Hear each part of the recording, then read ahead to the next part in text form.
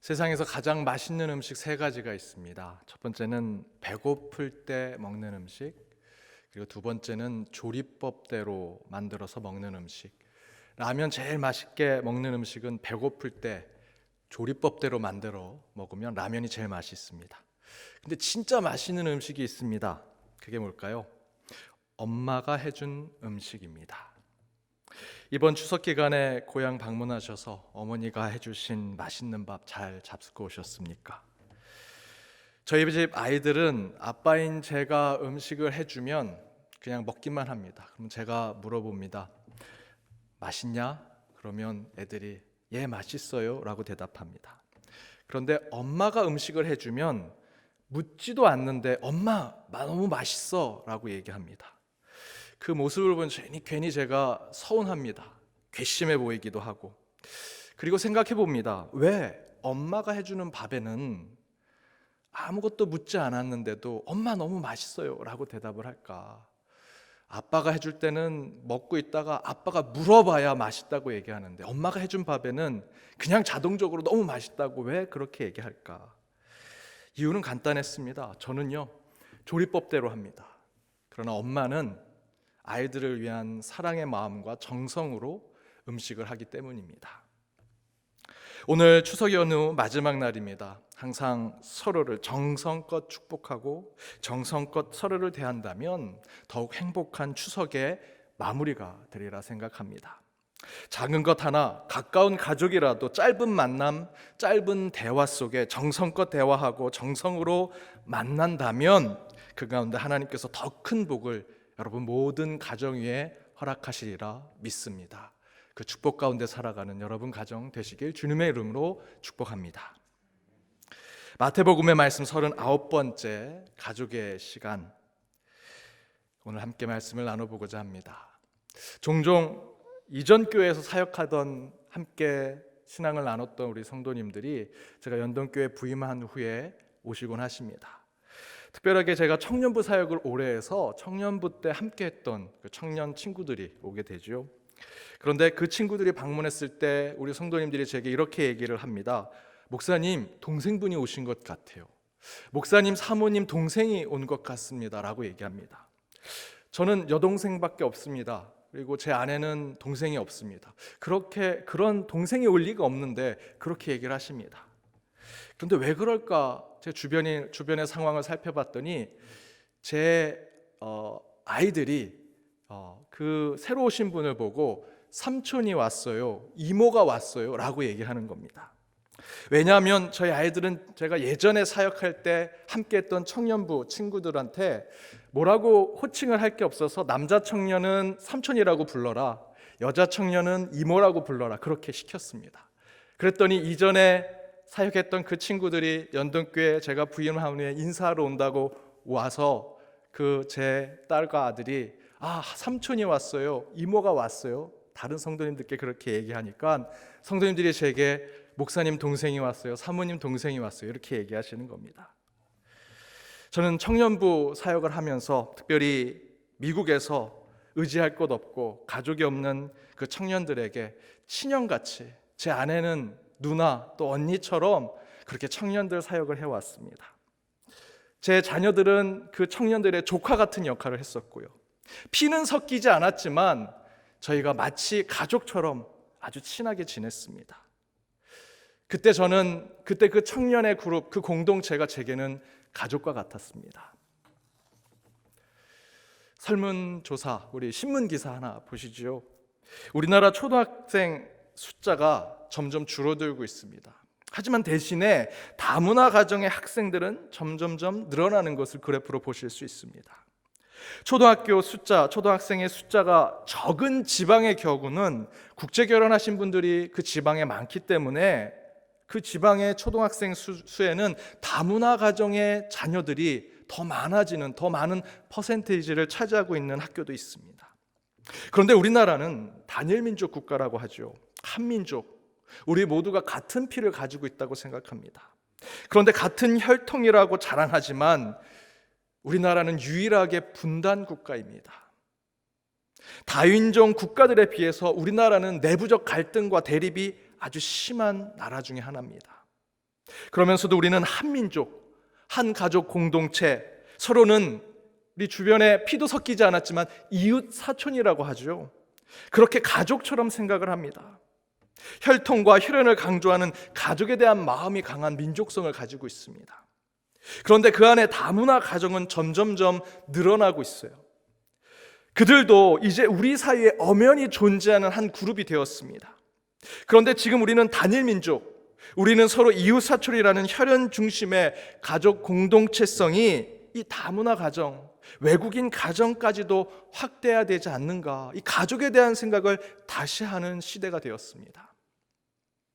그런 가족에 대한 생각을 할 때 이 고령화 가족이라고 하는 소설이 있습니다. 영화로도 나왔는데 이 영화를 보면 제목대로 어머니를 포함해서 그 늙은 어머니의 외손녀인 중학생 그 외손녀의 나이를 다 합하면 그 가족의 평균 나이가 47세입니다. 그래서 제목이 고령화 가족입니다. 그런데 여기서 중요한 것은 이 가난한 어머니를 중심으로 백수인 큰아들과 또 인생에 실패한 둘째 아들, 이혼해서 자식까지 데리고 온 막내딸이 함께 모여 사는데 모두가 가족이라고 부르지만 사실은 잘 따져보면 이 영화와 소설을 읽어보면 이 가족은 서로 피가 섞여 있지 않습니다. 그런데 서로 가족이란 이름으로 여러 가지 에피소드들이 일어납니다. 그럼 이 영화에서 서로 피도 섞이지 않고 관계성도 없는 이들이 서로 의지하고 사랑하며 한 가족으로 나아가는 매개체가 무엇이었는가? 그것은 가족이란 이름의 또 다른 이름, 여러분 아시는 것처럼 식구입니다. 여러분, 식구가 한자로 무엇입니까? 먹을 식자의 입구자죠. 가족은 식구다. 음식을 함께 먹는 식탁의 공동체를 나누는 사람들이 가족이라는 것입니다. 이 고령화 가족이라는 소설에서 계속 반복해서 나오는 장면이 있습니다. 그 장면이 바로 밥을 먹는 장면입니다. 식사를 나누는 장면입니다. 그러면서 이 작가는 새로운 가족의 의미, 아니 더 정확하게는 그동안 우리가 놓치고 있었던 가족, 식구라고 하는 가족의 의미를 다시 생각하게 만들고 있습니다. 그런데 반대로 요즘 우리의 가족은 어떻습니까? 저와 여러분의 현실적인 가족이 어떻습니까? 식구라고 하는 말대로 정말 한자리에 모여서 함께 모든 가족들이 식사하는 그런 가족, 식구의 모습을 계속 지키고 있습니까? 중고등학교 다니는 자녀를 둔 가정은요, 그 자녀가 학원 가랴 공부하랴 함께 식사할 시간이 없습니다. 따로 식사합니다. 엄마 아빠도 따로 식사하고 자녀도 따로 식사하고. 요즘 혼밥 시대라고 합니다. 혼자 밥 먹는 시대라고 하죠. 그래서 식당에 가면 칸막이가, 도서관 칸막이가 쳐져 있는 곳도 있습니다. 혼자 편하게 밥 먹으라고. 혼자 사시는 분이 혼밥하는 건 이해가 되지만 가족이 있는데 혼밥하는 건 저는 잘 이해가 되지 않습니다. 그런데 제가 이렇게 얘기하면 젊은 세대들은 제게 목사님 그렇게 얘기하면 완전히 구시대입니다. 나 때는 말이야 하는 거랑 똑같습니다. 요즘에는 식구가 있어도요, 남편과 아내가 따로 밥 먹고 부모와 자식이 따로 밥 먹습니다. 혼자 밥 먹는 게 대세입니다. 대가족이라고 함께 밥 먹는 거는 옛날 얘기입니다 라고 얘기합니다. 하지만 저희 집에서는 제가 식사할 때 항상 아이들을 함께 부릅니다. 제 첫째는 같이 밥 먹는 걸 참 싫어합니다. 다른 집은 다 따로 먹는데 왜 우리 집만 이렇게 꼭 모여서 밥을 먹냐고, 저도 따로 달라고. 하지만 저는 밥은 같이 먹어야 한다라고 하는 밥상머리 교육에 대한 철학을 가지고 있습니다. 저와 제 아내는 항상 식사의 이 가족의 식탁 공동체는 함께 먹어야 한다라는 교육 철학을 가지고 있어서 항상 뭐를 먹더라도, 간식 하나를 먹더라도 한 곳에 모여서 먹습니다. 왜냐하면 가족은 식구이기 때문이죠. 혈연의 관계만큼이나 같이 모여서 음식을 나누어 먹는 공동체, 그것이 가족입니다. 이처럼 가족에 대한 생각이 깊어지는 요즘에 성경을 보면 예수님도 똑같은 이 가족에 대한 질문을 받으셨습니다. 그리고 그 질문에 대해서 예수님은 우리 믿는 자들에게 매우 중요한 가족에 대한 메시지를 영적으로 주십니다. 바로 그 내용이 나온 것이 오늘 본문의 말씀입니다. 오늘 본문에 이렇게 기록되어 있습니다. 예수님께서 말씀을 전하려고 하는데 예수님의 어머니와 동생들이 밖에 서 있습니다. 그러자 한 사람이 예수님 당신의 어머니와 동생이 밖에 있습니다라고 얘기하죠. 그때 예수님께서 누가 내 어머니며 내 동생이냐, 누가 내 가족이냐 라고 오히려 반문하십니다. 그러면서 예수님은 49절 50절에서 이렇게 말씀하십니다. 함께 읽겠습니다. 손을 내밀어 제자들을 가리켜 이르시되 나의 어머니와 나의 동생들을 보라. 누구든지 하늘에 계신 내 아버지의 뜻대로 하는 자가 내 형제요 자매요 어머니이니라 하시더라. 어찌 들으면 예수님의 어머니와 그 형제들이 좀 서운하고 속상했을 것 같다라는 생각이 듭니다. 그러나 이제 예수님은 하나님 나라를 위해 공생애를 사시는 분이십니다. 사사로운 목적을 위해 인간의 이익과 유익을 추구하기 위해서 사시는 분이 아니라 하나님 나라, 이 땅의 수많은 영혼과 생명을 위해 목숨을 걸고 생명을 걸고 사시는 분이십니다. 때로는 가족의 일이 하나님 나라 일엔 방해가 되고 장애가 될 수 있는 거죠. 사사로운 일이 될 수 있는 것입니다. 그렇다고 해서 예수님께서 육신의 어머니와 그의 형제들을 무시하고 멀리한 것은 아닙니다. 또한 혈연으로 된 내 어머니, 내 형제는 이제 가족이 아니다. 나는 공생애를 살고 있다. 하나님 나라를 위해서 일하고 있다. 나랑 이제 가족은 상관없다. 그렇게 말씀하신 것도 아닙니다. 예수님은 만약에 우리가 그리스도인으로 하나님의 백성으로 여전히 혈연과 세상의 사고에 묶인 채 가족을 생각하고 혈연적 공동체에 마음을 둔다면 우리는 절대로 새로운 시간으로 우리에게 임재하는 그 하나님 나라의 그때에, 그 시간에 참된 가족의 의미를 우리가 알지 못할까 걱정하셔서 그 하나님 나라, 그때 그 가족이 누구인가를 깨닫게 하기 위해서 오늘 본문의 말씀을 주신 것입니다. 예수님은 절대로 같은 피를 가진 부모와 형제를 무시하거나 멀리하지 않으셨습니다. 때로 이 말씀 때문에 예수님은 반가족주의자라는 얘기도 들으셨습니다. 일부에서는 우리 성도님들이 교회 일만 열심히 합니다.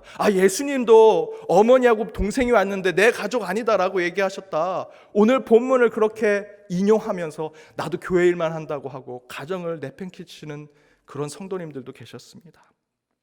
오늘 본문은 그런 뜻이 아닙니다. 이미 여러분 아시는 것처럼 예수님은요, 육신의 부모에게도 잘하셨습니다. 어머니 마리아가 가나 혼인잔치에서 포도주가 떨어졌다라고 하는 얘기에 예수님께서 아직 때가 아닙니다라고 얘기하셨죠. 그럼에도 불구하고 그 어머니의 말씀에 순종해서 물을 포도주로 바꾸는 첫 번째 이적을 행하십니다. 어머니 때문에, 어머니 말씀에 순종해서. 또한 마지막에 십자가에 돌아가실 때 그 십자가 위에서 이 아들이 먼저 죽는 것에 고통스러워 여전히 살아남아 계신 그 어머니를 걱정하면서 그 제자에게 어머니를 부탁하지요. 예수님은 절대로 가족을 멀리하거나 소홀하신 분이 아니셨습니다. 그러나 예수님께서 오늘 어머니와 형제들이 찾아온 이 순간 혈연으로 묶여진 가족에 대한 이야기를 넘어서, 혈연으로 묶여진 가족에 대한 이야기 넘어서 새로운 하나님 나라의 시간에 우리가 만나고 나누게 될 그 사람들을 어떻게 하늘의 가족, 영적인 가족으로 맞이할 것인가, 그것을 가르쳐 주기 위해서 오늘 본문을 우리에게 주신 것입니다. 그렇다면 예수님께서 우리의 혈연의 가족을 넘어 하나님 나라에서 함께할 영적인 가족을 위해 우리가 가져야 할 신앙의 태도는 무엇인가? 오늘 본문을 통해서 두 가지를 함께 나눠보고자 합니다. 그 첫 번째는 새로운 하나님 나라의 가족은 율법이 아니라 기독교 윤리로 살아가는 사람들, 그 공동체, 그 하나님 나라의 가족이 되는 것이다. 율법이 아니라 기독교 윤리로 하나 된 공동체. 50절에 이렇게 기록되어 있습니다. 누구든지 하늘에 계신 내 아버지의 뜻대로 하는 자가 내 형제요 자매요 어머니이니라 하시더라. 문 밖에서 예수님을 기다리던 혈연의 가족, 육신의 어머니와 그 형제들을 두고 예수님께서 자기 앞에 서서 그 말씀을 듣는 그 사람들을 가리키면서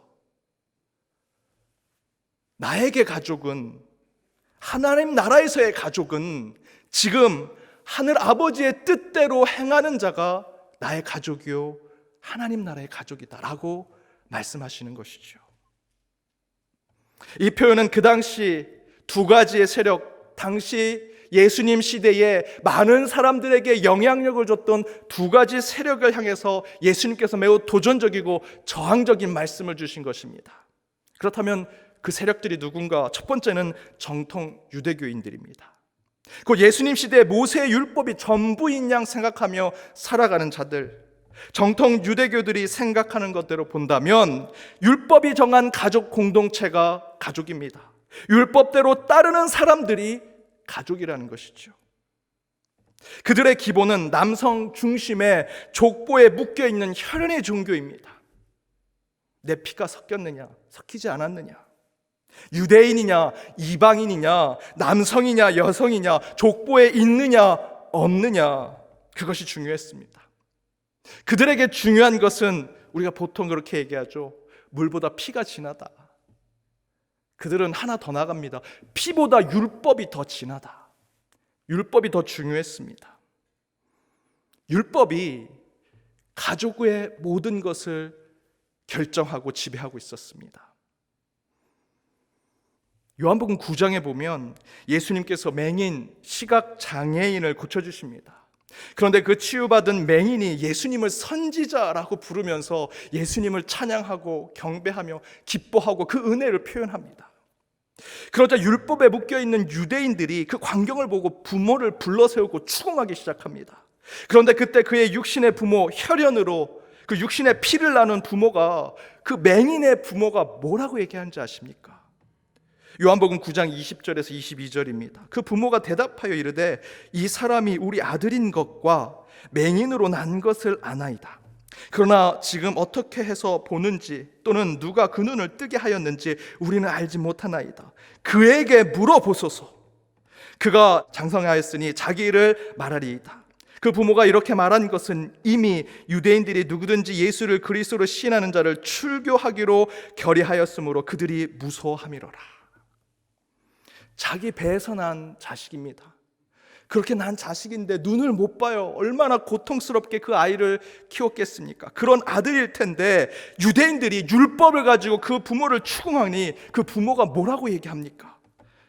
내 자식 다 컸으니 내 자식에게 알아보십시오. 나하고는 상관없습니다. 우리하고 상관없습니다. 내 아들 일입니다. 라고 얘기했습니다. 평생을 기도했을 텐데 아들의 눈을 뜨게 해달라고. 그런데 눈을 떴습니다. 얼마나 기쁘고 행복한 일입니까? 그런데 율법으로 추궁을 당하니 그 부모가 뭐라고 얘기합니까? 나랑 상관없는 일입니다. 왜 부모가 그 기쁜 일을 그 자식과 상관없는 일이라고 얘기했을까? 22절에 보면 율법에 반하여 예수를 그리스도라 신하는 발언을 하면 출교를 당할까 무서워서, 두려워서. 율법의 최고의 두려운 법은 출교입니다. 너는 더 이상 유대교인이 아니야. 이제 너는 이방인이야 하는 그 출교, 그것이 두려워서 아들 일마저도 있는 그대로 말하지 못하는 부모가 된 것입니다. 그렇게 혈통과 족보를 따지고 가정교육을 강조하더라도 하나님 자리에 율법이 그 자리를 차지하고 있으니 유대인들은 아들이 예수님께 치유를 받았음에도 불구하고 은혜를 표현하지 못합니다. 감사를 표현하지 못합니다. 가족으로서 행복한 것을 표현하지 못합니다. 이에 대해서 예수님은 그런 세력을 대항하여 인간의 삶에 동떨어져 있는, 가족의 삶에 동떨어져 있는 율법이 아니라 우리 일상의 삶에 바른 가족의 삶이 무엇인지, 바른 공공의 삶이 무엇인지, 바른 인간의 삶을 지켜줄 기독교 윤리적인 가족의 삶을 우리에게 깨닫게 해주십니다. 기독교 윤리는 두 가지의 관점이 있습니다. 첫 번째는 하나님 앞에 선 나, 두 번째는 세상 앞에 선, 이웃 앞에 선 나의 모습. 이 두 관점 안에서 나는 하나님 앞에서 어떤 착한 행실로 하늘에 계신 하나님께 영광을 돌릴까를 늘 생각하면서 행동하는 기독교의 윤리적 모습이 있습니다.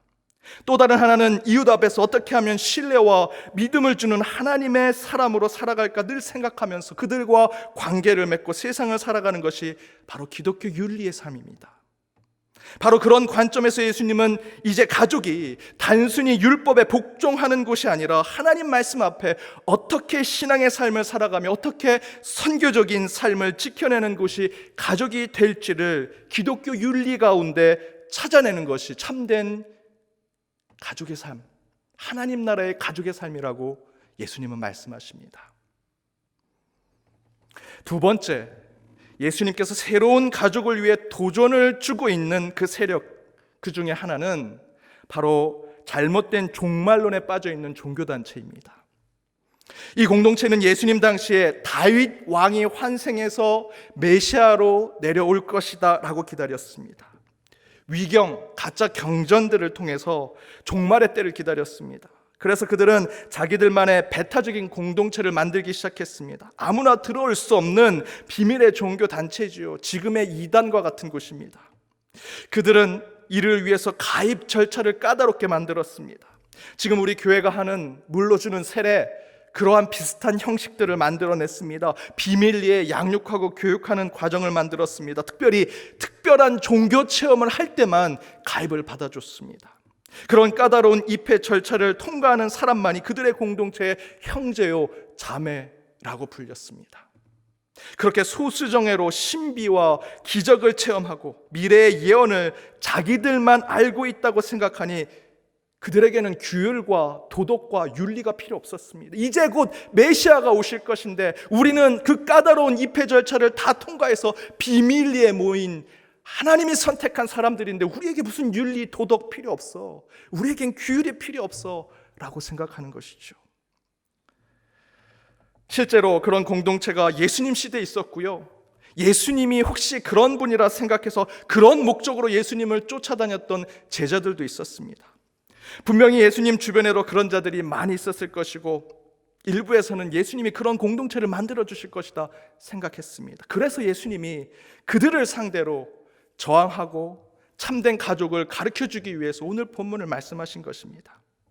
그래서 예수님은 50절에 이렇게 얘기하십니다. 누구든지 하늘에 계신 내 아버지의 뜻대로 하는 자, 누구든지, 일부의 이쪽에 앉은 사람들, 어떤 계급을 가진 사람들, 어떤 지위를 가진 사람들이라고 얘기하지 않으셨습니다. 어떤 가입 절차를 지킨 사람들 아닙니다. 누구든지, 모든 사람들, 보편적인 대상을 얘기하고 계십니다. 누구든지 하늘에 계신 내 아버지의 뜻대로 하는 자는 바로 내 가족이다. 하나님 나라의 가족이다. 비밀 결사에 자기들만의 규율대로 사는 것이 아니라 누구나 지킬 수 있고 따를 수 있는 하늘 아버지의 뜻대로 사는 모든 사람. 여기서 하늘이라는 표현은 보편성의 상징입니다. 여러분, 우리나라의 하늘과 미국의 하늘이 다릅니까? 같은 하늘이죠. 하늘은 일반적이고 보편적인 것을 상징합니다. 가족이 되는 것은 비밀 결사대를 만들거나 컬트와 같은 이단과 같은 어떤 미래의 종교로 나아가는 것이 아닙니다. 그것은 가족 공동체가 되는 것이 아닙니다. 예수님은 가족을 설명하실 때 누구든지 하늘이라고 하는 이 일반적인 보편적인 상징적 표현을 통해서 모든 사람이 주님의 말씀을 따르면 그 가운데 가족이 될 수 있다고 말씀해 주고 계십니다. 이것은 곧 모든 사람에게 적용되는 하나님의 말씀, 보편적인 기독교 윤리가 통용되는 곳에 가족 공동체가 설 수 있으며 그곳에 하나님 나라가 설 수 있다라는 것입니다. 저는 2000년이 지난 지금 예수님이 이 하신 말씀이 우리 한국교회를 향한 경고라고 생각합니다. 어느새 교회는요, 누구나 갈 수 있는 곳이 아닌 그런 곳이 됐습니다. 누구나 갈 수 없는 곳이 되고 말았어요. 누구나 갈 수 있고 문을 두드리고 그 가운데 발을 내밀 수 있는 곳이 교회가 되어야 하는데 이제 교회는 누구든지라고 하는 표현이 통용되지 않습니다. 특별히 코로나 때문에 교회에 사람들이 오는 것을 우리가 막고 있습니다. 그러나 이사야 55장에 보면 이렇게 증거합니다. 오호라 너희 모든 목마른 자들아 물로 나오라. 돈 없는 자도 오라. 너희는 와서 사 먹되 돈 없이 값없이 와서 포도주와 젖을 사라. 여러분, 이것이 교회가 돼야 되지 않겠습니까? 이런 것이 교회가 되고 우리 신앙의 공동체가 되어야 하는데 어느새 우리는 교회의 문턱이 너무나 높아졌습니다. 아무나 올 수 없는 교회가 되었습니다. 어느 교회는 부자들만 다니는 교회가 있습니다. 어느 교회는 몇 명의 가족들만 다니는 교회가 있습니다. 어느 교회는 청년들만 모여있는 교회가 있습니다. 어느 교회는 똑같은 정치적 색깔만 가진 사람들이 모인 교회가 있습니다. 어느 교회는 똑똑하고 학벌 좋은 사람들만 다니는 교회가 있습니다. 그러면 안 되지요. 교회는 그런 것이 아닙니다. 부자들만 있는 교회라면 부자들을 위한 윤리가 보편적인 기독교 윤리가 되겠습니까? 청년들만 다니는 교회라면 청년들을 위한 윤리만이 기독교 윤리가 되겠습니까? 그렇지 않지요. 하늘, 그리고 누구든지 하나님의 뜻을 따르는 모든 자, 보편적인 기독교 윤리가 적용되는 모든 사람들이 모여 있는 것이 가족이 될 수 있는 것입니다. 제가 연동교회 지원하고 기도하고 준비하면서 격려와 힘이 되는 이야기도 많이 들었습니다. 하지만 오히려 반대에서는 기를 죽이고 힘을 빼는 얘기도 많이 들었습니다. 그 중에 하나가 어느 분이 제게 연락을 주셔서 이렇게 얘기하십니다. 연동교회 지원했다면서, 그런데 그 교회는 무슨 대학 이상 다녀야 돼? 그럼 넌 갈 수가 없을 거야 라고 얘기하십니다. 그 말을 듣고 얼마나 속상했는지 모릅니다. 교회도 학벌, 연줄, 배경으로 사람을 뽑는구나. 연동교회도 그러는구나. 그런 생각에 마음이 아프면서도 좌고우면하지 않고 오직 하나님만 보고 계속해서 그 지원의 과정에 열심히 최선을 다해서 모든 것을 다 해보았습니다. 끝내는 하나님께서 연동교회 위임 목사로 불러주셨습니다. 그래서 저는 여러분을 존경하고 여러분을 사랑합니다. 여러분이 하나님의 뜻을 대신해서, 하나님의 뜻에 대리해서 저를 뽑아주심으로써 여러분들이 어떤 영향력을 우리 목회자들에게 주었는지 아십니까? 하나님 뜻대로 목회에 최선을 다하고 내가 가진 배경, 학벌 상관없이 하나님께 받은 소명과 사명대로 열심히 훈련받고 연단받으면 하나님이 나를 교회에 보내주시는구나. 그 소망을 제게만 주신 게 아니고요, 여러분이 저를 통해서 많은 신학생들과 목회자들에게 주신 겁니다. 그래서 저는 연동교회가 제 가족의 공동체입니다. 가끔 아이들이 이 교회 마당에서 은퇴하신 우리 장로님들, 또 조금 연로하신 우리 성도님들 앞에 그 자녀 또는 손주된 가족들이 이렇게 있는데, 그 손주를 데리고 한 젊은 엄마가, 이제 할아버지가 같이 있으니까 저희 가서 할아버지들한테 인사하고 와. 가서 할아버지들 한 4-5분이 서 있으니까 할아버지 안녕하세요, 할아버지 안녕하세요 4-5분 인사하고 엄마한테 막 뛰어오면서 이렇게 얘기합니다. 아, 우리 교회는 할아버지가 너무 많아. 저는 그 얘기를 듣는데 너무 행복하더라고요. 그 아이가 평생에 할아버지라는 표현을 얼마나 해보겠습니까? 한 주에. 교회 오니까 가족처럼 할아버지, 삼촌, 형들이 있고 동생이 있는, 저는 우리 연동교회에 속한 어떤 분이든 놓치고 싶지 않습니다. 여러분의 아픔이 제 아픔이 되고 여러분의 기쁨이 제 기쁨이 되길 바랍니다. 여러분도 여러분 구역의 식구들의 아픔이 여러분의 아픔이 되어야 하고, 여러분 구역의 기쁨이 여러분의 기쁨이 되어야 합니다. 왜냐하면 우리는 하나님의 뜻대로 행하는 가족이기 때문입니다. 두 번째, 오늘 본문 말씀에서 혈연 가족을 넘어 하나님 나라에서 함께할 영적 가족은 믿음의 사람들이 모인 곳이 가족이 된다. 믿음이 있는 곳에 가족 공동체가 세워진다. 계속해서 이 마태복음 말씀을 여러분이 계속 함께 설교를 듣고 그 말씀을 쫓아오시면서 여러분 잘 아실 겁니다. 예수님께서 산상수훈 가운데 밑에 내려오시자마자 치유하시고 축기하시고 사람들을 회복하시며 말씀을 전하시죠.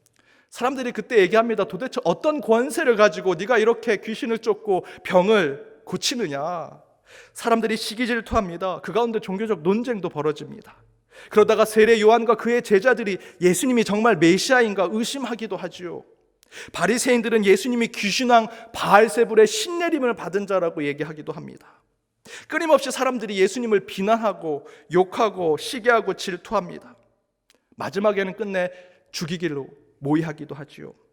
사실 이렇게 공격을 받고 비난을 받으면 사람들이 어떻게 생각할까요?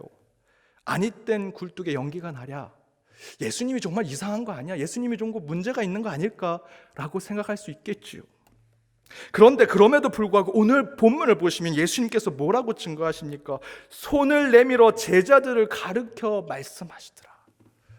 수많은 소문과 유언비어로 예수님께서 정말 귀신 들린 사람, 이상한 사람이라고 소문이 났을 텐데 여전히 예수 곁에 그의 말씀을 따르는 제자들이 있었다라는 것입니다. 제자들이 예수님 곁에 남아 있는 것입니다. 제자라서, 서로 계약 관계라서 남아 있었을까요? 아니죠. 그 이유는 그들이 예수님을 믿고 있었기 때문입니다. 믿음을 가지고 있었기 때문입니다. 곧 믿음이 있었기 때문에 예수님 곁에 남아있는 것이지요. 그렇게 믿음 때문에 남아있는 그 제자들을 향해 예수님은 뭐라고 하셨습니까? 바로 이들이 나의 가족이다. 믿음과 의리를 가지고 있는 이들이 나의 가족이다.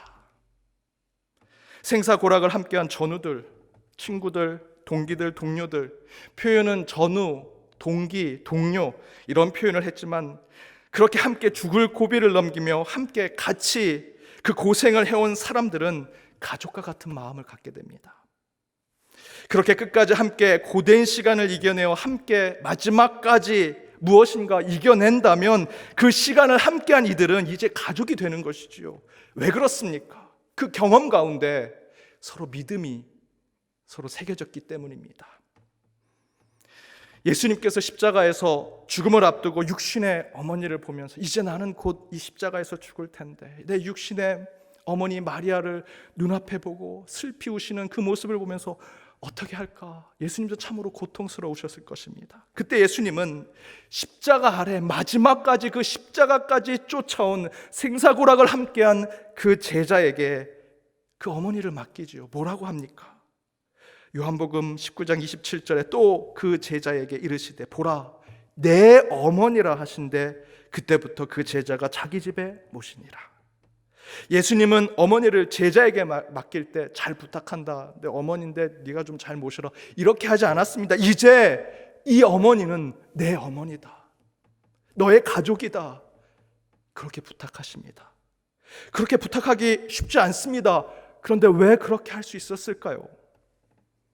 예수님이 사랑했던 그 제자, 그 요한은 예수님과 3년 동안 공생애간 생사고락을 함께 했습니다. 더불어 그 골고다의 길을 함께 올랐고요. 마지막 십자가에서 잡혀 죽을지도 모르는 그 십자가 밑에서 예수님과 함께 있었던 믿음과 의리를 함께 나눴던 사람이었습니다. 그 믿음이 있는 그 제자에게 자신의 육신의 어머니를 이렇게 맡길 수 있었던 것입니다. 그런 믿음이 우리의 혈연의 관계를 뛰어넘는 하나님의 가족 공동체를 만들 수 있는 것입니다. 사랑하는 여러분, 우리는 이 땅의 마지막이 아니라 믿고 살아가는 자들이지요. 언제 죽을지는 모릅니다. 태어난 날짜는 있지만 언제 먼저 갈지는 모릅니다. 하지만 중요한 것은 언제 우리가 먼저 가고 늦게 가고 이 땅에서 할 얘기지만 나중에 우리는 다 천국에서 볼 거죠. 여러분 보실 거죠? 아멘이 영상에서는 적은 것 같습니다. 그 이야기는 곧 우리는 훗날 천국에서 다 만날 하나님의 가족이라는 것입니다. 이번 연동나 때 5번째로 박문희 권사님 하셨습니다. 이 박문희 권사님이 딱 한 곳에 구역장을 하셨는데 낙산 지역의 구역장을 하셨습니다. 낙산교역 지금도 참으로 어려운 분들이 사는 곳입니다. 그곳에 본인이 직접 하겠다고 나서서 구역장을 하셨습니다. 올라갈 때 내려올 때 너무나 힘들고 다들 집도 작고 좁고 또 가난하게 사는 분들이 사시는 곳이 낙산구역이었습니다. 15명, 20명이 함께 모여서 좁은 방에서 함께 예배를 드리고 그 가운데 밥을 먹을 때 서로 가져온 조금의 반찬을 한 얀동이에 넣어가지고 같이 고추장에 비벼서 먹고 그러면서 우리 권사님이 고백하시는 것이 너무 행복했다. 너무 기뻤다. 그곳이 천국이었다는 것이죠. 그렇게 우리는 모두 천국에서 만날 것입니다. 그곳에서 우리의 기쁨과 행복을 나누는 천국을 우리는 지금 이곳에서 우리의 영적인 가족들과 함께 그 천국의 삶을 나눠야 합니다. 그렇다면 우리는 지금부터 주님의 뜻대로 함께 사는 하늘의 가족의 삶을 이 교회에서, 여러분의 구역에서, 여러분의 가정에서, 여러분의 일터에서 먼저 나누고 누리며 살아가는 자들이 되어야 할 것입니다. 우리는 천국에서 다시 만날 연동의 가족입니다. 기도하시겠습니다. 하늘의 우리 주 하나님, 오늘 주님의 날에 함께 모여 예배 자리에 앉아 말씀을 함께 나눕니다. 오늘 주신 말씀대로 참된 주의 가족이 되기 위해 바른 신앙, 바른 인생, 바른 천국의 삶을 누리는 자들이 되게 하시고 그 가운데 하나의 믿음, 하나의 성령, 하나의 주님으로 하나님 나라의 가족으로 살게 하여 주옵소서. 훗날 천국에서 한 가족으로 만나게 될 우리 모두를 먼저 이 땅에서 축복하고 사랑하게 하시고 그 안에서 바른 삶, 바른 신앙으로 가족을 이루게 하시며 믿음의 공동체 이 가족을 더욱 사모하게 하여 주옵소서. 그렇게 한 주 가족을 생각하며 이 교회를 위해 기도하는 모든 연동의 권속들 되기를 간절히 바라옵고 이 모든 간구 예수님의 이름으로 기도드립니다. 아멘.